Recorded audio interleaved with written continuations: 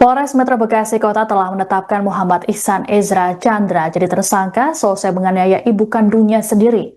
Aksi Ezra menganiaya ibunya terekam kamera CCTV yang kemudian viral di media sosial. Setelah ditetapkan jadi tersangka, Ezra pun langsung ditahan oleh pihak kepolisian untuk proses lanjutan. Dalam penampilan terbarunya, Ezra yang mengenakan baju tahanan warna oranye tersebut tampak berkepala pelontos dan tangan yang diborgol. Penampilan Ezra ini beda jauh saat dirinya pertama kali ditangkap oleh pihak kepolisian.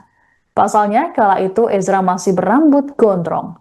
Penganiayaan yang dilakukan pemuda berusia 23 tahun ini dipicu pelaku yang kesal tak diberi uang sebesar Rp30.000 oleh sang ibu Melani.